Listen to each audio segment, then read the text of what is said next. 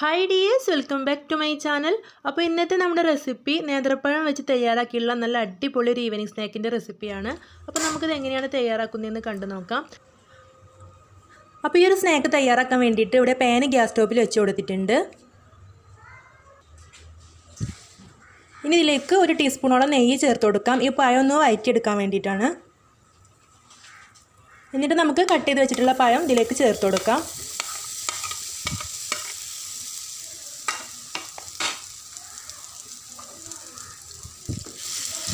അപ്പോൾ ഈ ഒരു പഴം ഈ ഒരു നെയ്യിൽ ജസ്റ്റ് ഒന്ന് വഴറ്റിയെടുത്താൽ മതി, ഒരുപാട് ഉടച്ചെടുക്കുകയൊന്നും ചെയ്യരുത്.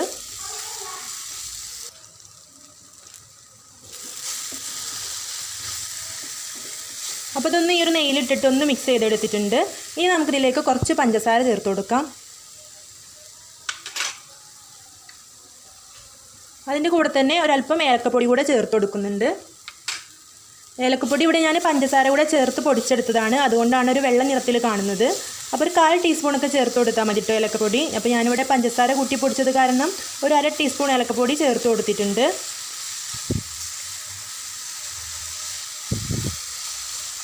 അപ്പോൾ ഇത് നല്ലപോലെ മിക്സ് ചെയ്ത് യോജിപ്പിച്ച ശേഷം നമുക്ക് ഫ്ലെയിം ഓഫ് ആക്കിയിട്ട് ഇത് ചൂടാറാനായിട്ട് മാറ്റി വെക്കാം. ഇനി ഞാനിവിടെ ഒരു ബൗളിലേക്ക് 2 മുട്ട പൊട്ടിച്ച് ഒഴിച്ചു കൊടുക്കുന്നുണ്ട്. ഇതിലേക്ക് ഒരു അല്പം പഞ്ചസാര കൂടെ ചേർത്ത് കൊടുക്കുന്നുണ്ട്. എന്നിട്ട് നന്നായിട്ടൊന്ന് മിക്സ് ചെയ്തെടുക്കുക. അപ്പോൾ ഞാനിവിടെ നല്ലപോലെ ഒന്ന് മിക്സ് ചെയ്തെടുത്തിട്ടുണ്ട്.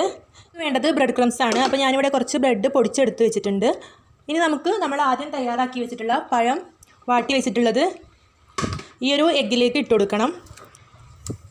അപ്പോൾ ആദ്യം ഒരു പകുതിയോളം ഇതിലേക്ക് ഇട്ട് കൊടുക്കാം.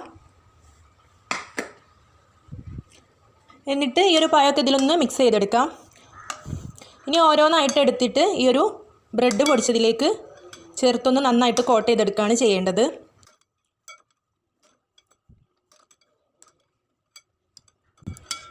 അപ്പം നമ്മൾ ആദ്യം ഇട്ട് കൊടുത്തത് മുഴുവനായിട്ടും ഈ ഒരു ബ്രെഡ് ക്രംസിലേക്ക് ഇട്ട് കൊടുത്തിട്ടുണ്ട്. ഇനി നമുക്കതൊന്ന് നന്നായിട്ട് മിക്സ് ചെയ്തെടുക്കാം.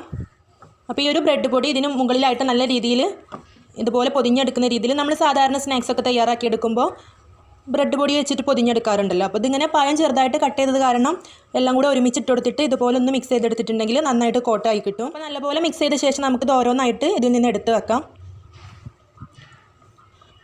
അപ്പോൾ ബ്രെഡ് നല്ലപോലെ പൊതിഞ്ഞെടുക്കണം കേട്ടോ. അപ്പോൾ ചിലതിലൊന്നും ആയിട്ടുണ്ടാവില്ല, അത് നമ്മളിങ്ങനെ എടുത്ത് വെക്കുന്ന സമയത്തൊന്ന് ആക്കി കൊടുത്താൽ മതി.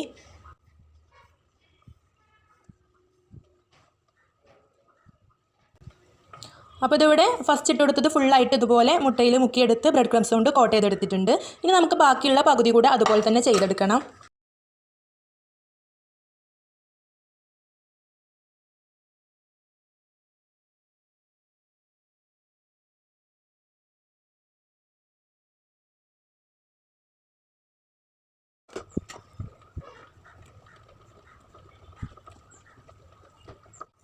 അപ്പോൾ ഇവിടെ മുഴുവനായിട്ടും തയ്യാറാക്കി എടുത്തിട്ടുണ്ട്. അപ്പോൾ ഇനി നമുക്കിത് ഫ്രൈ ചെയ്തെടുക്കണം. അപ്പോൾ അതിന് മുമ്പായിട്ട് ഈ ഒരു ബാക്കിയുള്ള ബ്രെഡ് ക്രംസിന് നമുക്ക് ഒന്നിനും പറ്റില്ല, കാരണം അത് നന്നായിട്ട് മധുരം ചേർത്തിട്ടുള്ള മുട്ട മിക്സി മുക്കിയെടുത്ത പഴമാണല്ലോ ഇതിലേക്ക് ഇട്ട് കൊടുത്തിട്ടുള്ളത്. അപ്പോൾ ഇത് ചെറുതായിട്ടൊരു നനവും ഉണ്ടാവും. അപ്പോൾ നമുക്കിത് ഈ ഒരു ബാക്കിയുള്ള മുട്ട മിക്സിലേക്ക് തന്നെ ചേർത്ത് കൊടുത്തിട്ട് നല്ല മധുരത്തിലുള്ള ഒരു ഓംലേറ്റ് ആയിട്ട് കുട്ടികൾക്ക് തയ്യാറാക്കി കൊടുക്കാൻ പറ്റും. നമുക്ക് ഓംലേറ്റ് പോലെ സ്വീറ്റ് ഓംലേറ്റ് ആയിട്ട് മക്കൾക്ക് തയ്യാറാക്കി കൊടുക്കാൻ പറ്റും. ഇതിലേക്ക് വേണമെങ്കിൽ നിങ്ങൾക്ക് നട്ട്സൊക്കെ ചേർത്തിട്ടും തയ്യാറാക്കി കൊടുക്കുക. അപ്പോൾ നല്ല ടേസ്റ്റ് ആയിരിക്കും. നെയ്യിൽ വേണം കേട്ടോ തയ്യാറാക്കി എടുക്കാനായിട്ട്. ഇത് വേണമെങ്കിൽ ഞാൻ അവസാനം കാണിച്ചു തരാം. ഇനി നമുക്കിത് ചൂടായ ഓയിലിലേക്ക് ഇട്ട് കൊടുത്തിട്ട് ഫ്രൈ ചെയ്തെടുക്കണം. ഇതുപോലെ ഇട്ട് കൊടുത്താൽ മതി.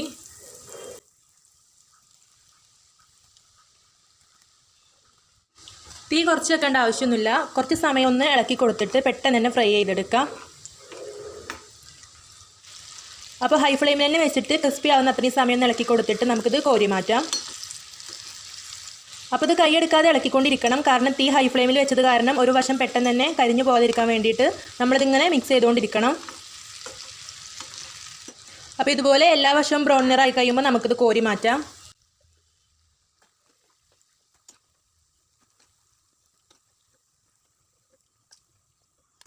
ഇനി നമുക്ക് ബാക്കിയുള്ളത് ചേർത്ത് കൊടുക്കുന്നതിന് മുമ്പായിട്ട് തീ ഒന്ന് ലോ ഫ്ലെയിമിലേക്ക് ഇടണം, കാരണം നന്നായിട്ട് തിളച്ച് കിടക്കുമായിരിക്കും എണ്ണ.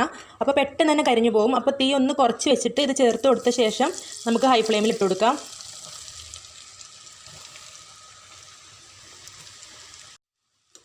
അപ്പോൾ ഇതിവിടെ റെഡി ആയിട്ടുണ്ട്. അപ്പോൾ ഉൾഭാഗം നല്ല സോഫ്റ്റും പുറം ഭാഗം നല്ല ക്രിസ്പി ആയിട്ടുള്ള ഒരു അടിപൊളി 4 മണി പലഹാരമാണിത്. എല്ലാവരും ട്രൈ ചെയ്ത് നോക്കണം, കുട്ടികൾക്കൊക്കെ നന്നായിട്ട് ഇഷ്ടപ്പെടും. അപ്പോൾ ഞാൻ ഇതും മുഴുവനായിട്ടും എണ്ണയിൽ നിന്ന് കോരി മാറ്റട്ടെ. അപ്പോൾ ഈ ഒരു സ്നാക്ക് ഇഷ്ടപ്പെട്ടിട്ടുണ്ടെങ്കിൽ നിങ്ങൾ ലൈക്ക് ചെയ്യാൻ മറക്കരുത്. അതുപോലെ തന്നെ ഇത് ട്രൈ ചെയ്ത് നോക്കിയിട്ട് നിങ്ങളുടെ അഭിപ്രായം എല്ലാം കമൻറ്റായിട്ട് അറിയിക്കണം. എൻ്റെ ഈ ഒരു ചാനൽ ആദ്യമായിട്ട് കാണുന്നവരാണെങ്കിൽ ഒന്ന് സബ്സ്ക്രൈബ് ചെയ്യണം കേട്ടോ. ഇനി ഞാനിവിടെ ഒരു പാന് ഗ്യാസ് സ്റ്റോപ്പിൽ വെച്ച് കൊടുത്തിട്ടുണ്ട്. അപ്പോൾ നമുക്ക് ബാക്കി വന്നിട്ടുള്ള എഗ്ഗ് മിക്സും ബ്രെഡ് പൊടിച്ചതും കൂടെ ഒരു സ്വീറ്റ് ഓംലെറ്റ് തയ്യാറാക്കി എടുക്കാമെന്ന് പറഞ്ഞിരുന്നല്ലോ. അപ്പോൾ അത് തയ്യാറാക്കി എടുക്കാൻ വേണ്ടിയിട്ടാണ് പാന് ഗ്യാസ് സ്റ്റോപ്പിൽ വെച്ച് കൊടുത്തിട്ടുള്ളത്. ഇതിലേക്ക് വേണമെങ്കിൽ നട്ട്സൊക്കെ ചേർത്ത് കൊടുക്കാം, പക്ഷേ ഞാനിപ്പോൾ നട്ട്സൊന്നും ചേർത്ത് കൊടുക്കുന്നില്ല. കുറച്ച് എള്ള് ചേർത്ത് കൊടുക്കുന്നുണ്ട്.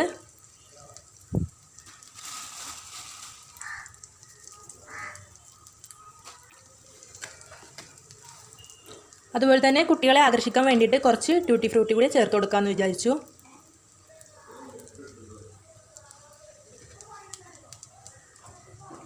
തീ കുറച്ച് വെച്ചിട്ട് 2 വശവും ഒന്ന് ഫ്രൈ ചെയ്തെടുത്തിട്ടുണ്ടെങ്കിൽ ഇതോടെ റെഡി ആയിട്ടുണ്ട്. അപ്പോൾ എല്ലാവരും ചാനൽ സബ്സ്ക്രൈബ് ചെയ്യണം. അപ്പോൾ ഇനി അടുത്ത നല്ലൊരു വീഡിയോ ആയിട്ട് വീണ്ടും കാണാം. താങ്ക്